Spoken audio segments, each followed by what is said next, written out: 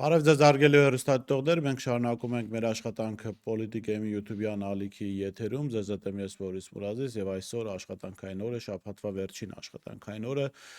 եւ ավանդույթի համաձայն մենք այս ժամին ձեզ ենք ներկայացնում օրվա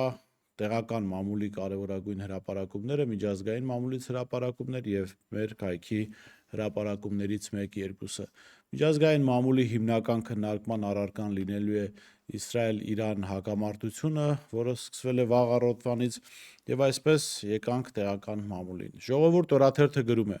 Հունիսի 17-ից մեկնարկող ազգային ժողովի հերթական նստաշրջանը թեժ է լինելու։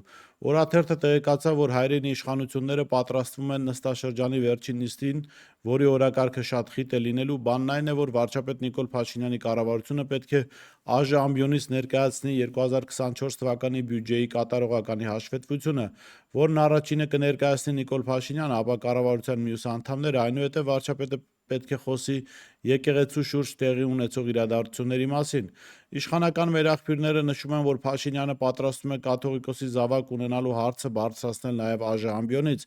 Այս ամենից հետո ՀՀ գլխավոր դատախազ Աննա Վարդապետյանը պետք է ներկայացնի իր միջնորդությունը երկու ընդդիմադիր падգամավորների նկատմամբ քրեական վարույթ հարուցելու վերաբերյալ։ Ժողովուրդ օրաթերթը գրում է. Հայաստանի կառավարությունը ցանկանում է լավ նախաձեռնություն անել, բայց ստացվում է ինչպես միշտ։ Օրաթերթը տեղեկացավ, որ իրավական ակտերի էլեկտրոնային նախագծերի պորտալում քննարկման է դրվել մի կասկածելի նախագիծ, որից օգտվելու են հունգարական կամ այլ ավիաընկերություններ, տուժելու է Հայաստանի պետբյուջեն։ Ավիափոխադրողները, ինչպես տեղական, այնպես էլ միջազգային, որոնք սկսեն թռիչքներ իրականացնել նախկինում չսպասարկված ուղղություններով, կստանան ֆինանսական աջակցություն։ 15,000 դրամ յուրաքանչյուր ուղևորի համար, Շիրակ օդանավականից Գյումրի թռիչքների համար, Երևան Զվարթնոց օդանավականից թռիչքների համար 20,000 դրամ։ Իրավունք թերթը գրում է. Ժողովուրդ ջան, այս մարդը գերազանցում է իր սահմանադրական լիազորությունները, նույնիսկ եթե կաթողիկոսին պաշտոնանկ անելու ու նոր կաթողիկոս ընտրելու 100%-անոց կոնսենսուս լինի, հանրության մեջ վարչապետը չէ, որ պետք է իրագործի նման իրավասություն, նա չունի, էլ ոնց բացատրենք, վաղը կարող է մտքով անցնի, որ մարդկանց ինքը պետք է դատի, հետո հարցին Նիկոլ Փաշինյանն ունի լիազորություններ կաթողիկոսին փոխելու, նման տեսակետ հայտնեց իրավաբան Նորայր Նորիկյանը, ընդգծելով. Ժողովուրդը պետք է պահանջի ցույց տա Նիկոլ Փաշինյանին, որ նա նման իրավունք չունի, Սահմանադրության 6-րդ հոդվածում հստակ գրված է. պետական ու տեղական ինքնակառավարման մարմինների պաշտոնատար անձինք, ինչպես նաև այդ մարմինները իրավասու են կատարել միայն այնպիսի գործողություններ, որը սահմանված է Հայաստանի Հանրապետության Սահմանադրությամբ եւ ՀՀ օրենքներով։ Ժողովուրդ օրաթերթը գրում է. Օրաթերթը տեղեկացավ, որ հունիսի 13-ից 15-ը տեղի է ունենալու ՀՅԴ Հայաստանի 28-րդ Գերագույն ժողովը, տեղեկացան, որ ժողովից հետո ՀՅԴ Հայաստանի Գերագույն մարմնի ընտրություններ են տեղի ունենալու։ Ըստ պաշտոնական տեղեկությունների ժողովի ընթացքում քննարկվելու է նախորդ 2 տարիների գործունեության արդյունքները, գնահատվելու են կատարված աշխատանքները եւ հստակեցվելու առաջիկա 2 տարիների գործունեության ռազմավարական ուղղությունները։ Այս երկօրյա ՀՅԴ հավաքին մասնակցելու են ՀՅԴ աշխարհասփյուռ կառույցներից ու ՀՅԴ կուսակցության համար այն շատ կարևոր նշանակություն ունեցող ժողով է։ Ժողովուրդ օրաթերթի տեղեկություններով ժողովը Երևան քաղաքից դուրս է լինելու։ Նշենք, որ ՀՅԴ Գերագույն մարմնի Հայաստանի ներկայացուցիչը ԱԺ Հայաստան խմբակցության падգամավոր Իշխան Սաղաթելյանն է։ Իսկ 2023 թվականին Հայաստանի Գերագույն մարմնի ընտրություններից հետո պարզվեց, որ անդամներն են Ավետիս Թադևոսյանը, Լիլիթ Գալստյանը, Արգիշտի Գևորգյանը, Վարդան Հակոբյանը, Հակոբ Մաթիլյանը, Գեգամ Մանուկյանը, Պետրոս Մեղրյանը, Իշխան Սաղաթելյանը, Իգոր Սարգսյանը, Աշոտ Սիմոնյանը, Խաչատուր Ստեփանյանը, Գերասիմ Վարդանյանը, Տարոն Տոնոյանը։ Իրավունքի տեղեկություններով Կասկադի սրճարաններից մեկում 3 օրը ցերեկով տեղի ունեցած ծեծկրտուք է 4 օտարերկրացի եւ 2 հայ վեճ են հրահրել եւ ծեծի ենթարկել մի քաղաքացու դեռևս անհայտ պատճառներով։ Ուշագրավն այն է, որ իրավապահ մարմիններին սրճարանից ոչ ոք չի դիմել, ոչ էլ խառնվել են վեճին, մինչդեռ մեզ հաջողվեց պարզել, որ դեպքն անգամ ֆիքսված է տեսախցիկներով։ Իրավունք օրաթերթը գրում է. Իշխանական կուլիսներում շրջանառվող շշուկների համաձայն Նիկոլ Փաշինյանը օդում ճոճելով ամենայն հայոց կաթողիկոսի դեմ ունեցած այսպես ասած կոմպրոմատները նկատի ունի իմ քայլի իր վաղեմի դաշնակից Հանրապետություն կուսակցության նախագահ Արամ Զավենի Սարգսյանի հետ ունեցած ոչ հրապարակային խոսակցությունները։ Բանն այն է, որ Զավենիչը գլուխ է գովացել, որ լինելով եկեղեցուն մոտ կանգնած եւ ունենալով մտերիմ հարաբերություններ Մայրաթորում ունի ֆանտաստիկ տեղեկություններ միաբանության մասին։ Եվ ահա Փաշինյան Նիկոլը դրանցով է ոգևորված, բայց ամենաուշագրավն այն է, որ այդպես ասած տեղեկություններն իսկապես ֆանտաստիկայի ժանրից են կամ առնվազն անապացուցելի։ Եթե հիշում եք, օրերս մենք խոսում էինք եկեղեցու շուրջ տեղի ունեցող իրադարձությունների մասին, այստեղ Վելուծաբան Արգիշտի Կիվիրյանի հետ եւ Կիվիրյանը հարց բարձրացրեց, որ ինչու է լռում Արամ Սարգսյանը, չէ՞ որ կաթողիկոսի ընտրության գործընթացում իրենց ընտանիքը դերակատարում ունեցել է, չմանրամասնեմ ինչպիսի, եւ իմ արձագանքը հետեւյալն էր, որ պետք է սպասել, որ Արամ Զավենիչը կխոսի Նիկոլ Փաշինյանի կողմից, մարդ, որը ուրացել է իր եղբոր քաղաքական ժառանգությունը, իր եղբոր գաղափարները, հռչակված գաղափարները, որոնց մասին իրենք թմկահարում էին տարիներ շարունակ, ինչ խնդիր կա, որ կաթողիկոսի հարցով, եկեղեցու հարցով եւս կանգնի Նիկոլ Փաշինյանի կողքին եւ ահա իրավունք թերթի տեղեկությունները գալիս են հաստատելու այն վերլուծությունը, որ մենք արել էինք։ Ժողովուրդ օրաթերթը գրում է. 2020 թվականի պատերազմի ավարտի եւ նոյեմբերի 9-ի Եռակոմ պայմանագրից վրդովված մի խումբ քաղաքացիներ ներխուժել էին ազգային ժողով եւ կառավարության շենք։ Արդյունքում ներխուժած անձանց մի մասն իրավապահները գտան 5 տարի անց ու 3 որոշումներ կայացրել, մասնավորապես ազգային ժողով կառավարության ներխուժած 4 անձի վերաբերյալ գործը ուղարկում են դատարան։ Մեզ հայտնի դարձավ, որ քննիչը մեղադրյալներին կանչել է կոմիտե ու ծանոթացրել որոշման հետ։ Ժողովուրդ օրաթերթը գրում է. Սահմանադրությունն ու բեսպրեդելը այնքան են խորացել եւ արմատներ գցել իշխանության խորքերում, որ պատիժն անզոր է ուղղել նրանց։ Անդրդվելի իշխանավորների, ավելի կոնկրետ Նիկոլ Փաշինյանի եւ էկոնոմիկայի նախարար Գևորգ Պապոյանի վերաբերյալ կոռուպցիայի կանխարգելման հանձնաժողովը պատժամիջոցներ չի համարձակվում սահմանել, թեև արձանագրում են, որ կան վարքագծի առերևույթ խախտում։ Էկոնոմիկայի նախարար Գևորգ Պապոյանը մարտին Facebook-ում գրառում էր արել, որը դժգոհություն էր առաջացրել սոցցանցում։ Նա կիսվել էր Ամուլսարի հանքը վերագործարկելու մասին ԱՄՆ դեսպանատան հրապարակմամբ եւ կից գրել. Մինչև ոմանք ոռնում են Հայաստանի տնտեսական հաջողություններից, հերթական խոշորագույն ներդրումային ծրագիրը շուտով կմեկնարկի, շունը հաչում է, քարվանը գնում։ Ընդհանրապես ես կարծում միամտություն է կարծել, որ Հայաստանի իրավապահ կամ կոռուպցիայի կանխարգելման հանձնաժողովը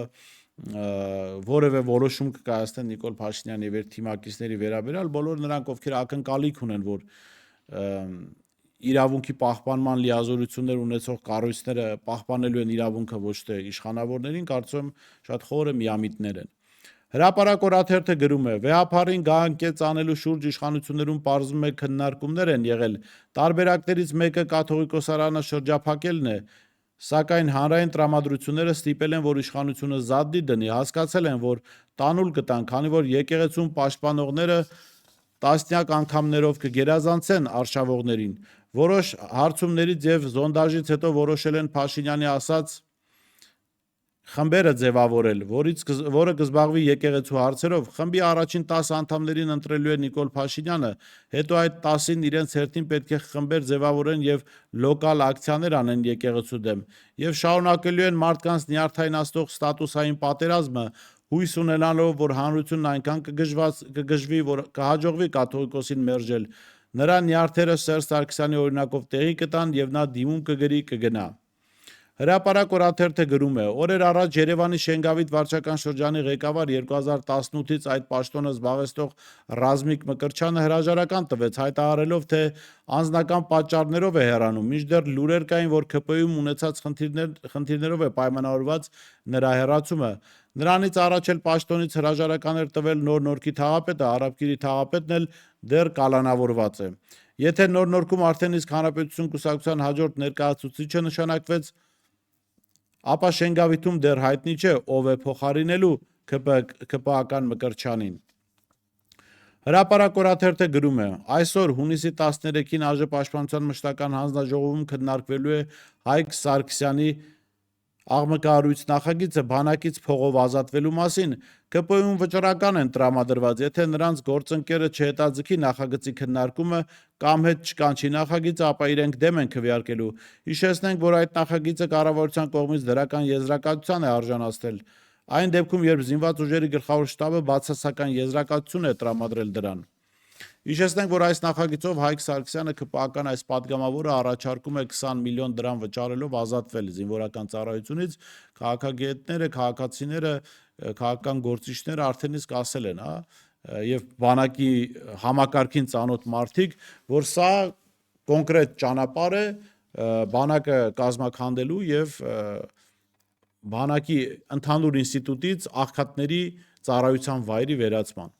Հրապարակ թերթը գրում է. հունիսի վերջին հուլիսի սկզբներին Մեղրիում ՔՊ տարածքային կառույցի ընտրություններ կլինեն։ Տարածքայինի ղեկավարի պաշտոնի համար ամենամոլի պայքարողը ներկայիս համայնքապետ Խաչիկ Անդրեասյանն է, Տուլի մականունով, որը համայնքապետի պաշտոնը զբաղեցրել է Սամվել Բաբայանի կուսակցության քվոտայով, ապա կարճ ժամանակում կրոնափոխ եղել, դառնալով ԿՊԱ-ական։ Տարածքային խորհրդի ղեկավար դառնալու իմաստն այն է, որ դա կանաչ լույս է վառելու Մեղրիի համայնքապետի հաջորդ սռոկի համար, նա դառնալու է ՔՊ թեկնածու տարածաշրջանից։ Հիշեցնենք, որ ՔՊ-ն որոշել է 26-ի նախընտրական ցուցակը կազմելիս առաջնորդվել ՔՊ կուսակցության ընտրություններով։ Վարչության կազմում տարածքայինների ղեկավարների պաշտոններում ընտրվածները մեխանիկորեն ընդգրկվելու են ցուցակում։ Մինչև անցնենք մեր հրապարակմանը, առաջարկեմ գովազդային դադար եւ վերադառնանք։ Իսկ դու արդեն որոշել ես, թե որ երկրներ պիտի այցելես 2025 թվականին։ Եթե դու էլ ես հոգնել օրեր շարունակ հարցումների անպատասխան մնալուց, դիմիր Travel with N տուրիստական գործակալություն, սպասեցնել չեն տա, անմիջապես կստանաս լավագույն առաջարկները, տուրփաթեթներ, ավիատոմսեր, հյուրանոցների լայն ընտրանի, էքսկուրսիաներ, սոցփաթեթի սպասարկում եւ ամենակարևորը 24/7 ձևաչափով բարեհամբույր սպասարկում։ Travel with N 095 89 20 48 Շնորհակալ եմ, որ հետևեցիք նաև գովազդային դադարին, հիմա վերադառնանք մեր հրապարակմանը եւ այսպես։ Օրերս Հայաստանի երրորդ նախագահ Սերժ Սարգսյանը լրագրողների հետ ճեպազրույցում հայտարարեց, որ իր նախագահության տարիներին Հայաստանի հատուկ ծառայությունները իրեն երբեք չեն զեկուցել Նիկոլ Փաշինյանի կամ նրա թիմակիցների այլ պետությունների գործակալ լինելու մասին։ Ոչ, նման զեկուցում չեմ լսել, ասել է Սերժ Սարգսյանը, միաժամանակ հերքելով անգամ իր փեսա Վատիկանում Հայաստանի նախկին դեսպան Միքայել Մինասյանի այն պնդումը, թե Արարատ Միրզոյանը եղել է Թուրքիայի գործակալ։ Հիշեցնենք, որ Սուրբ Աթոռում ՀՀ նախկին դեսպան Միքայել Մինասյանը 2021 թվականին հայտարարել էր, որ այն ժամանակվա ազգային ժողովի նախագահ Արարատ Միրզոյանը դեռ 2005 թվականից հանդիսանում է Թուրքիայի հատուկ ծառայությունների գործակալ։ Ըստ Մինասյանի նրան Պերևերբովկա է արել Հայաստանի ԱԱԾ-ն։ Նրա խոսքով ավելի ուշ թուրքական հատուկ ծառայությունների խորհրդով Միրզոյանը սկսում է աշխատել Նիկոլ Փաշինյանի հետ եւ դառնում վերջինիս թիմի կարկառուն անդամներից մեկը։ Ժամանակն անցավ եւ թուրքերն ու ադրբեջանցիները կազմակերպեցին Հայաստանում պետական հեղաշրջում։ Հայաստանի Հանրապետության վարչապետ դարձավ այն թյուրիմացությունը, մարդասպան ու դավաճան անձը, որ ցավոք սրտի այսօր դեռ զբաղեցնում է այդ պաշտոնը։ Իսկ մեր հերոսը դարձավ ազգային ժողովի նախագահ։ Այո, այն երիտասարդը, որի մասին խոսում եմ, Արարատ Միրզոյանն է։ Ցավոք սրտի սա իրականություն է, հայտարարել էր Մինասյանը, հավելելով, որ որպես ապացույց ընթերցել է Արարատ Միրզոյանի ԱԱԾ-ին ուղարկված դիմումը, որը ըստ նրա գրվել է դեռ 2007 թվականին։ Այս հակասության ֆոնին առաջանում է պարզ հարց, բայց խորքային։ Եթե Մինասյանը ճիշտ է, ապա Սերժ Սարգսյանը 10 տարի ապրել է վտանգավոր անտեղյակության մեջ, չիմանալով, որ իշխանության բարձր օղակներում թուրքական ցանց կա։ Իսկ եթե Սերժ Սարգսյանն է ճիշտ եւ նման բան երբեք չի զեկուցվել, ապա Միքայել Մինասյանը հասարակությանն է ներկայացրել կեղծ եւ մանիպուլատիվ վարկածներ, Հայաստանի ամենաբարձրաստիճան պաշտոնյաներին թուրք գործակալներ անվանելով եւ հասարակության էմոցիաների վրա ազդելով անհաղթահարելի պառակտվածություն է առաջացրել պետության մեջ։ Երկու դեպքում էլ մենք գործ ունենք պետության հանդեպ անպատասխանատու կամ կեղծիքային վերաբերմունքի հետ։ Հնարավոր չէ երկու կողմն էլ ճշմարիտ խոսեն։ Ավելի ճիշտ կլինի ասել կամ երկուսն էլ ստում են, կամ երկուսն էլ վկայում են, որ պետության ներսում տասնամյակներով հսկայական գործակալական համակարգ է գործել առանց վերահսկողության։ Սերժ Սարգսյանի լռությունը այս թեմայի շուրջ երկար տարիների հանգեցրել են հանգեցրել է, որ նման հայտարարությունները մնան տեղեկատվության վակուումում, փաստորեն ըստ դրա նա երբեք ոչինչ չի իմացել։ Բայց հենց այդ անտեղյակությունն է հարվածում պետականության հիմքերին, որովհետև եթե նույնիսկ նախագահն իսկապես իմացել է, սա արդեն ինքնին չի իմացել, ապա սա արդեն ինքնին աղետ է, անվտանգության համակարգերի խափանման վկայություն։ Իսկ եթե իմացել է, բայց որոշել է չխոսել, ապա սա առնվազն հանցավոր անփութություն է կամ սուր քաղաքական հաշվարկ, ապագայում պլանավորված շահագործման նպատակով։ Եթե այս մարդիկ միմյանց այսպիսի ծայրահեղ հակասող հայտարարություններ են անում, ապա նրանք երկուսն էլ չպետք է որևէ ձևով վերադառնան պետական կառավարում։ Ահա այս հետաքրքիր դիտարկումն էր արել Պոլիտիկայում, ես առաջարկում եմ այս պահին դիտել 5 րոպեից մի փոքր ավել է Միքայել Մինասյանի հայտարարությունը, Սերժ Սարգսյանի օրեր առաջ հայտարարությունը, եւ դուք ինքներդ կտեսնեք, թե այս մարդիկ որքան են կեղծում իրականությունը, որքան են կեղծում իրենց, մեկը հրապարակում է փաստաթուղթ, հայտարարում է, որ Արադ Միրզյանը Թուրքիայի գործակալ է, մյուսը, որը 10 տարի առնվազն եղել է երկրի ղեկավար, հայտարարում է, թե իրեն նման զեկույց չի ասել, որ Նիկոլ Փաշինյանը կամ իր թիմակիցներից որևէ մեկը որևէ պետության գործակալ է։ Լսենք եւ վերադառնանք միջազգային լուրերին։ Թուրքիայի հատուկ ծառայությունները սկսեցին աշխատել այդ վայրում։ Եվ այնտեղ հանդիպեցին երկու անձնավորություն, որովհետև մեր պատմությունը սկսում է 2005 թվականից, երբ մի խոստումնալից երիտասարդ, ում հոգին սև էր, իսկ մտքերը պղտոր, բայց ամբիցիաները շատ բարձր, հայտնվում է այնտեղ, որովհետև նա սկսում է ուսումնասիրել հայոց ցեղասպանության ճանաչման գործընթացը Ամերիկայի Միացյալ Նահանգներում եւ հայտնվում է թուրքական հատուկ ծառայությունների տեսադաշտում։ Երկու մարդ են հանդիպում՝ թուրք կուրատորը եւ խոստումնալից երիտասարդը։ Երիտասարդը իր հոգին ծախում է թշնամուն եւ համաձայնվում է գաղտնի տեղեկություններ փոխանցել թուրքերին, թե ինչ է կատարվում ինստիտուտում,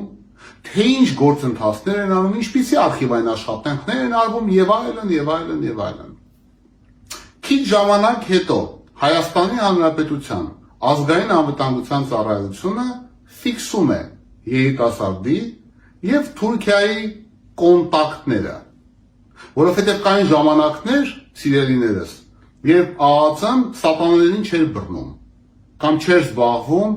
վարչապետի ընտանիքի բազմաթիվ ընտանիքի ֆիզիկական եւ ֆինանսական անվտանգությունով, այլ զբաղվում էր Հայաստանի Հանրապետության անվտանգությունով։ Եվ այդ ժամանակներում հակահետախուզությունը ֆիքսում է եւ հրավիրում է երիտասարդին զրույցի,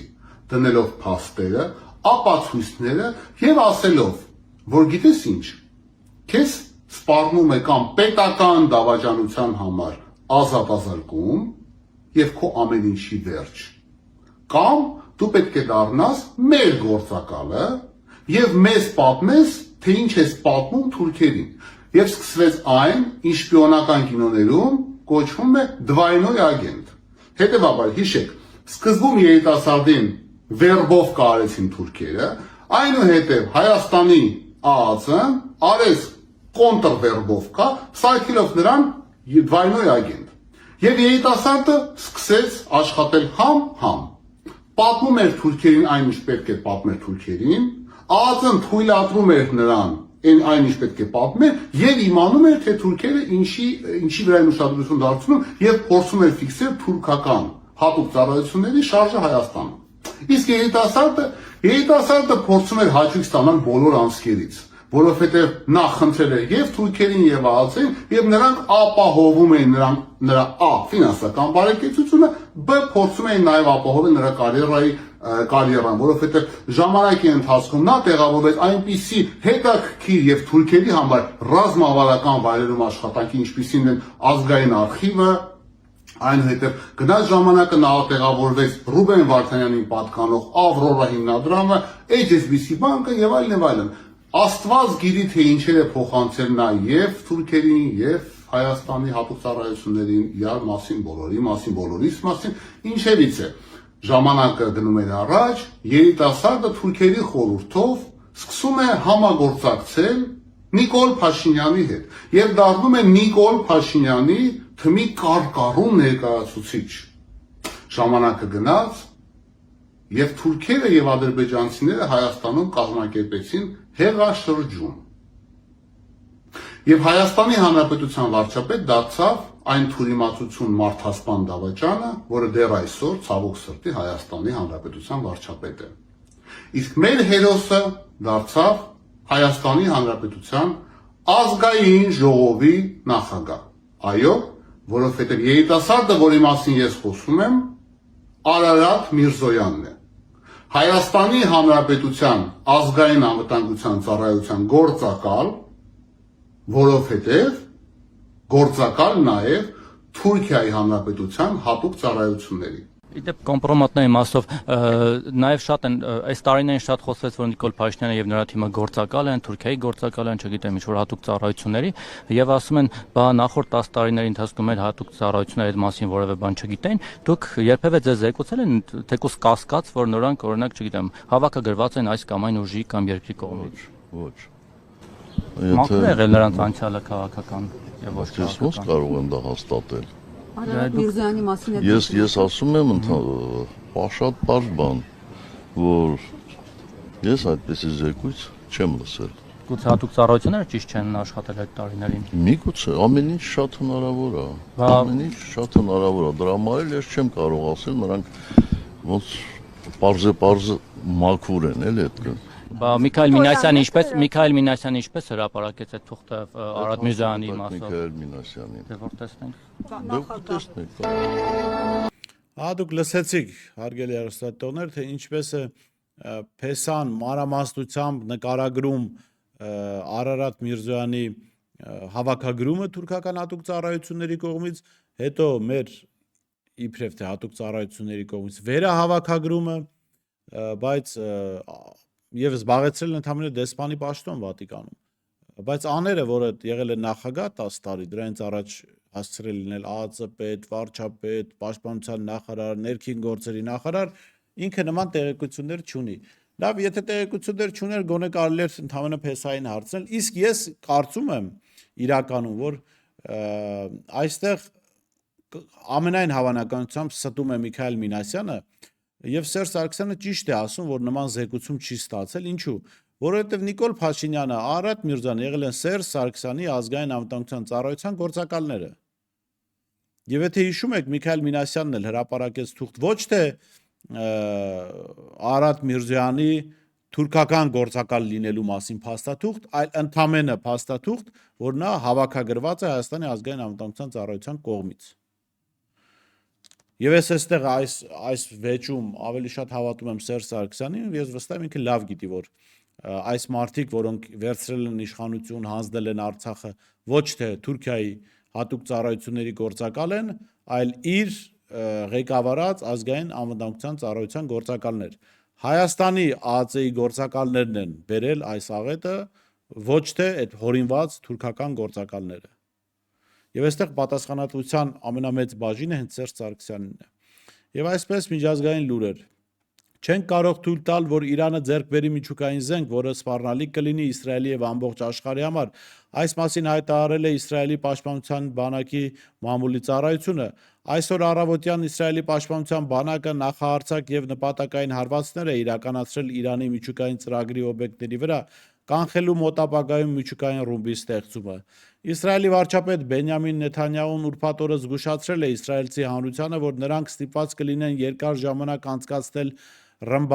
ռմբապաստարաններում Իրանի կողմից սպասվող պատասխան հարվածից առաջ, հաղորդում է Reuters-ը։ Նեթանյահուն իր գրասենյակի կողմից հրապարակված տեսաուղերձում նաև ասել է, որ Իսրայելի հարվածները ուղղված են եղել իրանցի բարձրաստիճան հրամանատարների դեմ, այնուամենայնիվ նա անուններ չի նշել։ Իրանի հոգևոր առաջնորդ Այաթոլլահ Ալի Խամենին կոչով դիմել է ժողովրդին, Իրանի վսեմ ժողովուրդ, սիոնիստական ռեժիմն այսօր առավոտյան իր կեղտոտ եւ արյունոտ ձեռքը երկարացրեց մեր սիրելի երկրի դեմ նոր հանցագործությամբ, ավելի քան երբևէ բացահայտելով իր չար էությունը եւ թիրախ դարձնելով բնակելի կենտրոնները, ռեժիմը պետք է սպասի խիստ պատժի։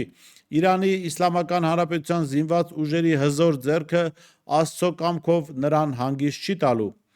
Վերջին մի քանի ժամվա ընթացքում Իրանն Իսրայելի ուղղությամբ արձակել է ավելի քան 100 անօդաչու թռչող սարք։ Այս մասին հաղորդում է The Times of Israel-ը վկայակոչելով բրիգադային գեներալ Էֆի Դեֆերինին։ Նա նշել է, որ Իսրայելի պաշտպանության բանակը աշխատում է դրանք խոցելու ուղղությամբ։ Նշում է, որ մի քանի ժամ կպահանջվի, մինչև Իրանից արձակված անօդաչու թռչող սարքերը հասնեն Իսրայել։ Իսրայելի վարչապետ Բենյամին Նեթանյահուն ավելի վաղ հայտարարել էր, որ թիրախավորվել են Նաթանզում գտնվող ուրանի հարստացման գլխավոր օբյեկտը եւ Իրանի բալիստիկ հրթիռների ծրագիրը, ինչպես նաեւ միջուկային ոլորտի առաջատար գիտնականները եւ պաշտոնյաները։ Նաթանզի միջուկային օբյեկտի վրա հարձակումը հաստատել է նաեւ ատոմային էներգիայի միջազգային գործակալությունը։ Իրանական մի շարք լրատվամիջոցների փոխանցմամբ, այդ թվում Fars, Tansim, ինչպես նաև Reuters, իսրայելական հարվածի հետևանքով զոհվել է նաև Իրանի զինված ուժերի շտաբի պետ գեներալ-մայոր Մոհամմեդ Բաքերին, լուրը պաշտոնապես դեռ չի հաստատվել։ Հիշեցնենք, որ Իսրայելի բանակը գիշերը հարվածել է Իրանին։ Հունիսի 12-ից 13-ը ժամը 3-ին Իսրայելը հարձակում է սկսել Իրանի վրա։ Իսրայելի ռազմաօդային ուժերը հարվածել են Նաթանզի, Ֆարդոյի ուրանի հարստացման օբյեկտներին, Քերմանշահի եւ Խորամաբադի հրթիռային բազաներին, ինչպես նաեւ Թեհրանի, Սպահանի եւ Թավրիզի եւ Իրանի այլ խոշոր քաղաքների այլ օբյեկտների։ Նպատակը եղել է Իրանի զինված ուժերի եւ Իսլամական հեղափոխության պահապանների կորպուսի ղեկավարությունը, ինչպես նաեւ միջուկային ծրագրերի վրա աշխատող գիտնականները։ Հարվածներ են հասցվել նաեւ Ղոմի, որտեղ Իսլամական Հանրապետության հոգևոր ղեկավարության բազմաթիվ ներկայացուցիչներ են եղել։ Ահա այսքանն էր օրվա տեղական մամուլի եւ միջազգային մամուլի կարևորագույն հրապարակումները, ինչպես նաեւ մեկ հոդված պոլիտիկայից։ Կհանդիպենք։